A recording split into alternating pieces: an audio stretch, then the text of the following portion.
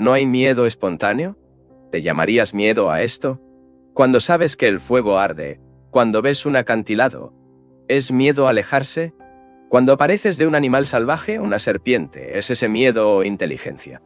Esta inteligencia puede ser el resultado del condicionamiento, porque estaba condicionado a los peligros de un acantilado, de lo contrario podría caer, y ese sería el final.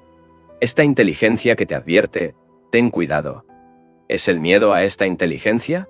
Pero es esta inteligencia que funciona cuando nos dividimos en nacionalidades, grupos religiosos, dividiendo entre usted y yo, nosotros y ellos, ¿actuamos con inteligencia? ¿Qué opera en esta división? ¿Qué causa peligros? ¿Qué separa a las personas? ¿Qué causa las guerras? ¿Es la inteligencia en acción o el miedo? Esto es miedo, no inteligencia. En otras palabras, fragmentamos. Una parte de nosotros actúa, si es necesario, de manera inteligente, como cuando evitamos un acantilado o un autobús que pasa. Pero no somos suficientes para ver los peligros del nacionalismo, los peligros de la división entre los seres humanos. De modo que una parte de nosotros, una pequeña parte, es inteligente, y el resto, no. Donde hay fragmentación, tiene que haber conflicto y miseria. La esencia del conflicto es la división y la contradicción en nosotros mismos. Esta contradicción no se puede integrar. Una de nuestras ideas más peculiares es que debemos integrarnos. No sé qué significa eso realmente. ¿Quién es lo que integrará las dos naturalezas divididas y opuestas? ¿No es parte de esta división el integrador mismo? Sin embargo, cuando lo vemos, cuando te das cuenta sin ninguna opción, entonces no hay división. ¿Hay alguna diferencia entre el pensamiento correcto y la acción correcta? Cuando usa la palabra correcta en relación con el pensamiento y la acción, entonces esta acción correcta es una acción incorrecta, ¿no? Cuando usamos la palabra correcta, ya tenemos una idea de lo que es correcto. Cuando tienes una idea de lo que es correcto, esto es incorrecto. Debido a que lo que considera lo correcto es apoyado por su daño, su condicionamiento, su miedo, en su cultura, en su sociedad, en sus propias características, miedos, sanciones religiosas, etc. Tiene el estándar, y este mismo estándar es incorrecto e inmoral en sí mismo. La moral social es inmoral. ¿Estás de acuerdo? Si está de acuerdo, entonces rechazó la moralidad social, que es codiciosa, envidia, ambición, culto a jerarquías, etc. Pero cuando dices que está de acuerdo, ¿es porque lo viviste? ¿Realmente quieres decir que la moralidad social es inmoral, o son solo unas pocas palabras? Señor, el ser realmente moral y virtuoso es una de las cosas más extraordinarias de la vida. Y esta moralidad no tiene absolutamente nada que ver con la conducta social y ambiental. Para ser realmente virtuoso, tendrá que ser libre. Y no somos libres si sigue la moral social de la codicia, la envidia, la competencia, el culto al éxito. Ya sabes, todas estas cosas que sociedad para impedir como moral. En una parada, un soldado está muy tranquilo, con su espalda recta, sosteniendo el rifle con precisión. Fue ejercido día tras día. Para él no hay libertad en absoluto. Es muy tranquilo. Pero esta quietud, ¿sigue siendo un niño que está absorto en un juguete? Lleve el juguete, y al niño de regreso a su propia forma de ser. Comprenda esto de una vez, y para siempre, porque es muy simple. ¿Puede la disciplina crear quietud? Puede producir un embrague, un estado de estancamiento, pero produce esta quietud, que, siendo quietud, es al mismo tiempo intensamente activa. Señor, ¿qué quieres hacer aquí en este mundo? Muy simple, mi señor. No quiero nada. Este es el primero. El segundo, vivir. Vivir en este mundo. Este mundo es maravillosamente hermoso. Es nuestro mundo, nuestra tierra en la que vivimos. Pero no vivimos. Somos mezquinos, divididos, ansiosos. Somos seres humanos asustados y, por lo tanto, no vivimos. No conocemos la verdadera relación. Somos seres solitario y desesperado. No sabemos lo que significa esta sensación de vida en éxtasis, en la suerte. Digo que podemos vivir de esta manera únicamente cuando sabemos cómo estar libres de toda la necedad que llena nuestras vidas. Y estar libre de ellos solo es posible cuando nos damos cuenta de nuestra relación, no solo con los seres humanos, sino también con ideas, con la naturaleza, con todo. En esta relación descubrimos lo que somos. Nuestro miedo, nuestra ansiedad, desesperación, soledad y nuestra completa ausencia de amor. Estamos llenos de teorías, palabras, conocimiento, lo que se dice en otras personas. Pero él no sabe nada sobre sí mismo y, por lo tanto, no sabemos cómo vivir. Señor, ¿cómo explica los diferentes niveles de conciencia del cerebro humano? El cerebro parece ser una cosa física y la mente no parece ser. Además, la mente parece tener una parte consciente e inconsciente. ¿Cómo podemos ver estas diferentes ideas con claridad? Lo que quieres saber es la diferencia entre el cerebro y la mente. No es así, Señor. No es el cerebro en sí el resultado del pasado, una consecuencia de la evolución de muchos miles de años, con todos sus recuerdos, conocimientos y experiencias. ¿No es este cerebro parte de nuestra mente? ¿La mente donde hay uno consciente y un nivel inconsciente? ¿No es todo esto? Lo físico, como lo no físico, lo psicológico. ¿No somos los que han hecho la división entre consciente e inconsciente? El cerebro y el no cerebro. ¿No podemos ver todo el asunto como una totalidad no fragmentada? ¿El inconsciente es tan distinto de lo consciente? ¿O es el inconsciente una parte de la totalidad que dividimos? Desde entonces surge la pregunta: ¿cómo puede la mente consciente explicar la inconsciencia? ¿Puede lo positivo, que es el funcional, que funciona todos los días, observar al inconsciente? No sé si tuvimos tiempo de dilucidar este problema. ¿No estás cansado? Por favor, caballeros, no conviertan esto en un entretenimiento. ¿Cómo podrían hacerlo sentado en una agradable y cálida vivienda, escuchando la voz de alguien? Estamos lidiando con cosas muy serias, y si ha trabajado como alguien debería hacerlo, entonces debe estar cansado. El cerebro no puede asimilar más sin fatiga. Y para hundirse en este tema de lo consciente y lo inconsciente, necesitamos una mente aguda y clara que pueda observar. Dudo que al final de la hora y media puedas hacerlo. ¿Eres como consideramos esta pregunta más tarde? Y vamos a hablar esta noche sobre el tema de lo consciente y lo inconsciente, la mente superficial y las portadas más profundas del inconsciente. Me pregunto por qué dividimos la vida en fragmentos: vida empresarial, vida social, familiares, religiosos, deportes. ¿Por qué es esta división? No solo en nosotros mismos, sino también socialmente. Nosotros y ellos, tú y yo, amamos y odiamos, morimos y vivimos. Me parece que debemos profundizar lo suficiente en esta pregunta para averiguar si hay una forma de vida en la que no hay división entre vivir y morir, entre lo consciente y lo inconsciente. Vida social y negocios, vida familiar e individual.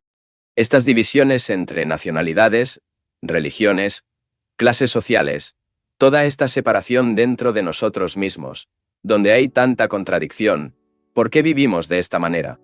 Esto genera mucho desorden, conflicto y guerras. Produce verdadera inseguridad, tan internamente como externamente. Hay tanta división, Dios y el diablo, el mal y el bien, lo que debería ser y qué es. Creo que valdría la pena que hayamos dedicado esta noche a descubrir si hay una forma de vivir no teórico o intelectual, excepto real, en la que no hay división, en el que la acción no está fragmentada. De modo que la vida es un flujo constante, y donde cada acción está relacionada con todas las demás acciones.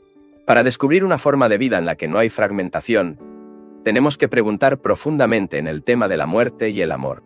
Si entendemos esto, podemos lograr una forma de vida que sea un movimiento continuo y no fragmentado. Una forma de vida altamente inteligente. Una mente fragmentada carece de inteligencia. El hombre que toma media docena de vidas, a quien se acepta que es muy moral, por supuesto, revela falta de inteligencia. Me parece que la idea de integración, recolectando varios fragmentos para hacer todo, no es una idea inteligente, porque implica que hay un integrador, uno que se está integrando, recopilando todo el fragmentos. Pero la misma entidad que intenta hacer esto, también es parte del fragmento. Lo que necesitamos es una inteligencia y pasión que pueda producir una revolución radical en nuestras vidas, por lo que no hay acción contradictoria, excepto un movimiento total y continuo. Para que este cambio ocurra en nuestras vidas, tiene que haber pasión. Para hacer algo que valga la pena, debe tener esta intensa pasión, que no es placer. Para comprender esta acción que no es fragmentaria o contradictoria, Debe haber esta pasión. Los conceptos y fórmulas intelectuales no cambiarán nuestra forma de vida. Solo hará la comprensión real de lo que es. Y para eso debe haber intensidad y pasión. Para determinar si hay una forma de vida. Una vida diaria, no monástica, que tenga esta calidad de pasión e inteligencia. Alguien debe entender la naturaleza del placer. El otro día examinamos la cuestión del placer, cómo el pensamiento sostiene la experiencia que nos proporcionó un placer momentáneo, y cómo pensar en este placer lo prolonga. Y también consideramos que donde hay placer, tiene que haber dolor y miedo. Es un placer. Para la mayoría de nosotros, los valores morales se apoyan en el placer. Incluso la abnegación y el dominio propio, para adaptarse, debe el ímpetu del placer, sin importar cuál sea el grandioso o noble que sea. ¿Es el amor una cosa de placer? Esta palabra amor es tan recargada que todos lo usan del político a su esposo y esposa. Y me parece que solo el amor, en el sentido más profundo de la palabra, es lo que puede crear una forma de vida en la que no hay fragmentación. El miedo siempre forma parte del placer. Y es obvio que donde hay alguna clase de miedo en la relación, tiene que haber fragmento y división. Esta investigación, porque la mente humana siempre se divide en oposición a los demás, trayendo la violencia de un resultado, y lo que se espera que logre a través de la violencia, es realmente una exposición muy profunda.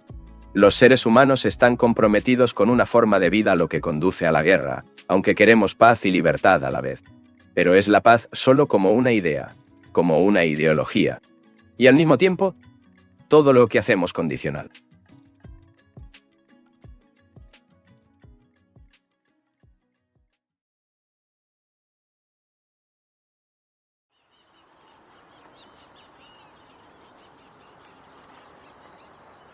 Psicológicamente está la división del tiempo. Tiempo como pasado, hoy y mañana. Y tenemos que investigar esto si queremos encontrar una forma de vida en la que no haya división. Tenemos que averiguar si es el momento del tiempo pasado, presente y futuro, psicológico, la causa de esta división.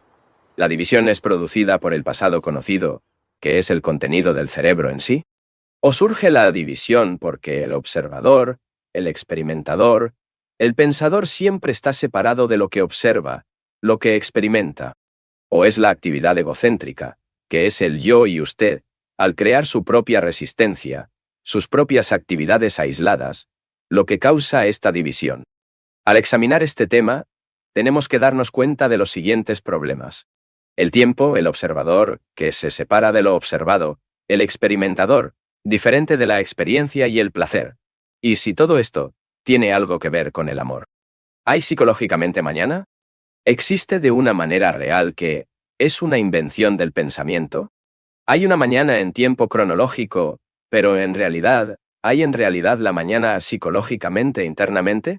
Si hay mañana como idea, entonces la acción no está completa. Y esta acción engendra la división y la contradicción. La idea de la mañana, el futuro, es la causa de no ver muy claramente las cosas como son ahora. Y es por eso que pensamos, espero ver las cosas más claramente mañana. ¿No es así? Somos perezosos y no tenemos esta pasión, este interés vital que es necesario para preguntar. El pensamiento inventa la idea de venir eventualmente, de comprender eventualmente. Y para este tiempo es necesario. Y muchos días son necesarios. ¿Traes el tiempo de comprensión? ¿O faculta a uno para ver algo muy claramente? ¿Es posible que la mente esté libre del pasado para que no esté atada por el tiempo? Psicológicamente, hay mañana al final del conocido. Entonces, ¿existe la posibilidad de estar libre del conocido? Una acción es posible que no esté al final de la conocido. Una de las cosas más difíciles es comunicarse. Debe haber comunicación verbal. Esto es obvio. Pero creo que hay un plano de comunicación más profundo, en el que no solo hay comunicación verbal, excepto la comunión, donde ambos nos encontramos al mismo nivel, con la misma intensidad, con la misma pasión. Es solo entonces, cuando hay comunión, que es mucho más importante que la mera comunicación verbal. Y mientras hablamos de algo muy complejo, que toca nuestra vida diaria muy profundamente, tiene que haber una comunicación verbal, sino también la comunión. Lo que nos interesa es una revolución psicológica radical, no en un futuro lejano, excepto realmente hoy. Ahora, estamos interesados en descubrir si la mente humana, que ha sido tan condicionada, puede cambiar inmediatamente, para que sus acciones sean una unidad continua, no fractura, y por lo tanto, no se excave por sus arrepentimientos, desesperación, miedos, ansiedades, su sentimiento de culpa, y etc.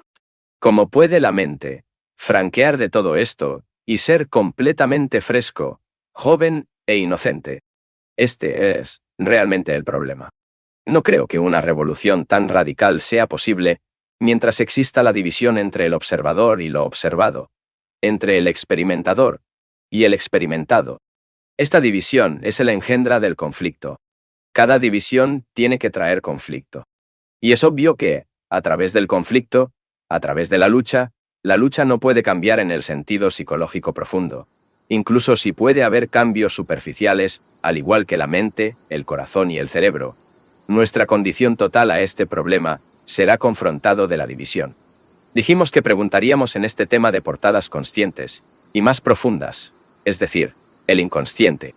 Y ahora preguntamos, ¿por qué existe esta división entre la mente consciente, que está ocupada en sus actividades diarias, preocupaciones, problemas, placeres superficiales, subsistencia, etc., y los niveles más profundos? ¿Por qué es esta división? Existe porque estamos muy ocupados, a la ligera, con nuestra conversación interminable, con nuestra constante demanda de diversión, entretenimiento, tanto religiosa como de otra naturaleza, porque no es posible que la mente se profundice y suene en ella mientras la división surge en ella. ¿Cuál es el contenido de las portadas más profundas en la mente? No de acuerdo con los psicólogos Freud, etc. ¿Y cómo descubres si no lees lo que otros dicen?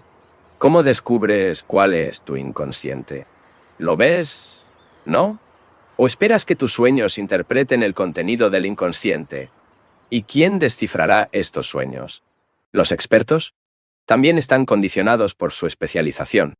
Y preguntamos, ¿es posible no soñar absolutamente? Excepto, ciertamente, si tenemos pesadillas cuando tomó la comida o cena inadecuada por la noche. ¿Hay un inconsciente? En este momento usaríamos esa palabra, de los cuales es obvio que desde el pasado, de todas las conciencias raciales, desechos raciales, tradición familiar, varias condiciones religiosas y sociales, ocultas, oscuras e ignoradas. ¿Se puede descubrir y revelar todo esto sin sueños o sin visitar a un analista? De modo que cuando la mente duerme, es tranquila y no incesantemente activa. Y el hecho de que para estar en silencio, no es posible que surja una calidad distinta en ella, una actividad diferente que se disocia de las ansiedades, los temores, las preocupaciones, los problemas y las demandas diarias, para averiguar si esto es posible. Es decir, no soñar absolutamente. De modo que la mente esté fresca al despertar por la mañana, tenemos que darnos cuenta de todas las pistas y citaciones durante el día.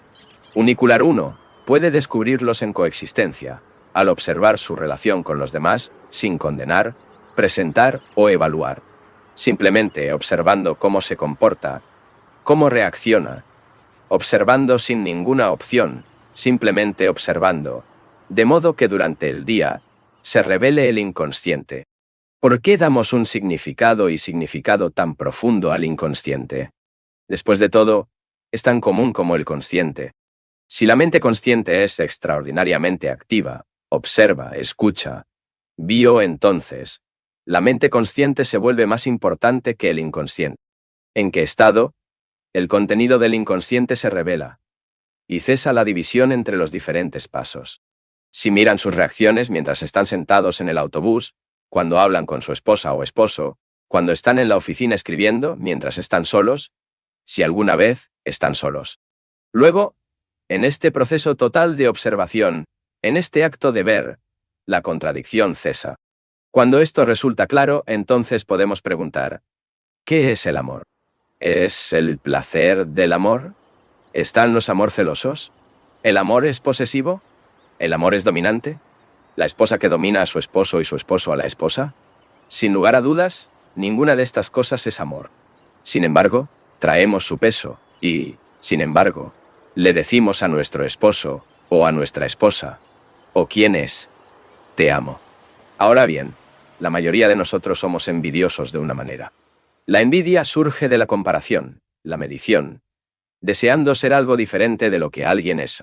Podemos ver la envidia como es en realidad y estar completamente libre de ella para que no regrese. De otra forma, el amor no puede existir.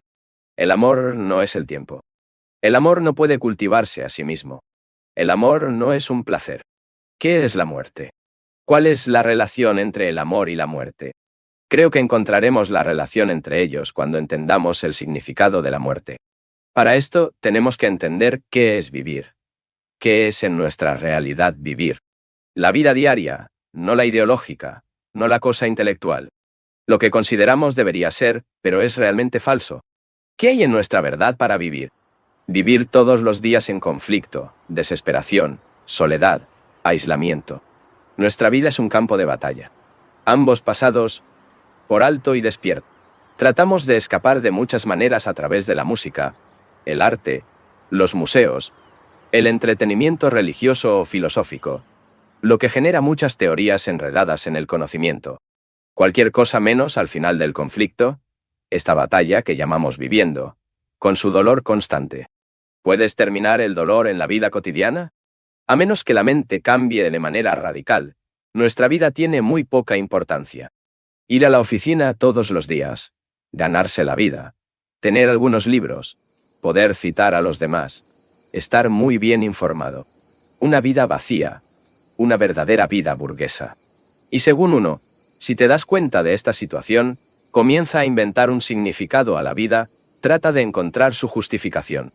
Luego busque personas talentosas que puedan darles un significado, el propósito de la vida, que es un escape más de la vida. Esta clase de vida tiene que sufrir una transformación radical. ¿Por qué tememos a la muerte? ¿Cómo te pasa a la mayoría de las personas? ¿Qué tememos? Tenga en cuenta sus propios miedos, por lo que llamamos a la muerte, para tener miedo de llegar al final de esta batalla que llamamos para vivir. Tenemos miedo de lo desconocido, por lo que puede suceder. Tenemos miedo de abandonar las cosas conocidas, la familia, los libros, el apego a la casa y los muebles, las personas que rodéanos. Tenemos miedo de dejar atrás las cosas conocidas y lo conocido es vivir en el sufrimiento, el dolor y la desesperación, con chispas ocasionales de alegría. No hay fin para esta lucha constante, y esto es lo que llamamos para vivir. Y lo que tememos perder. Es el yo, el que es el resultado de toda esta acumulación. ¿Quién teme que esto llegue a su fin? Luego, se queja una futura esperanza. Por lo tanto, tiene que haber reencarnación. La idea de reencarnación en la que creas todo el es que alguien nacerá en la próxima vida un poco más alto en los pasos de la escala. Si vas a un lavavajillas, serás un príncipe o lo que sea. Y alguien te lavará los platos.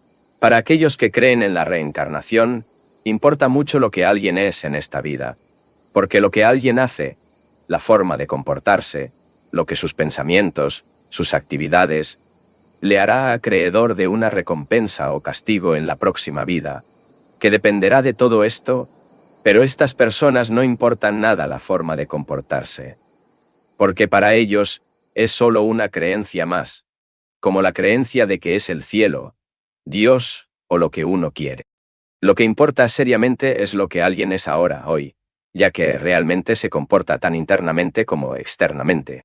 Occidente tiene su propia forma de consolar la muerte y la racionaliza, de acuerdo con su propio acondicionamiento religioso. Entonces, ¿cuál es realmente la muerte final? El cuerpo tendrá que terminar porque envejece, o debido a la enfermedad o un accidente. Muy pocos de nosotros estuvimos de acuerdo maravillosamente porque somos seres torturados. Y esto se refleja en nuestras caras con el paso de los años. Tristeza en la vejez al recordar las cosas del pasado. ¿Puede un psicológicamente morir por todos los conocidos de día a día? A menos que nos liberemos del conocimiento, nunca podemos capturar lo que es posible. Tal como son las cosas, nuestra posibilidad siempre está en el campo del conocido. Pero cuando hay libertad, entonces la posibilidad es inmensa. Puede morir psicológicamente en todo el pasado, Todo apego, miedos, ansiedad, vanidad, orgullo. Muere tan completamente que mañana se despierta siendo un nuevo ser humano. Dirás, ¿cómo hará esto? ¿Cuál es el método? No hay ningún método en absoluto. Porque el método implica un mañana. Implica que algo se practicará y se realizará eventualmente. Mañana después de muchas mañanas. ¿Puedes ver la verdad de inmediato? Véala de verdad. Y no en teoría. Ver que la mente no puede ser fresca, inocente, joven, vital, enamorada, a menos que psicológicamente termine todo el pasado. Pero no queremos separar del pasado, porque somos el pasado. Todos nuestros pensamientos se apoyan en el pasado. Todo el conocimiento es el pasado. Por lo tanto, la mente no puede abandonarla. Y cualquier esfuerzo por hacerlo sigue siendo parte del pasado que espera llegar a un estado diferente. La mente tiene que volverse extraordinariamente tranquila, silenciosa. Y esto ocurre sin resistencia, si no hay sistema. Cuando ella ve todo el problema. El hombre siempre ha perseguido la inmortalidad. Cuando pintas una imagen y la firma, esta es una forma de inmortalidad. Dejando un nombre a él, lo que siempre quiere es dejar algo de sí mismo. ¿Qué se da el hombre que se da a sí mismo fuera de su conocimiento tecnológico? ¿Qué es él? ¿Qué somos nosotros, tú y yo, psicológicamente? Es posible que tenga una cuenta bancaria más suelta. Pueden ser más inteligentes que yo, o aquello, o aquello. Pero lo que somos psicológicamente, excepto muchas palabras, recuerdos, experiencias, que queremos pasar a un niño, consignarlos o pintarlos en un tablero. ¿Qué somos a menos que el yo? El yo se vuelve extremadamente importante. El yo en oposición a la comunidad, deseando identificarse, deseando lograrse a sí mismo, convertirse en algo grande. ¿Sabes todo esto? Cuando la mente observa este yo, ve que es un rayo de recuerdos, de palabras ronca. Y eso es lo que salimos. Esta es la esencia, incluso la separación entre tú y yo, ellos y nosotros.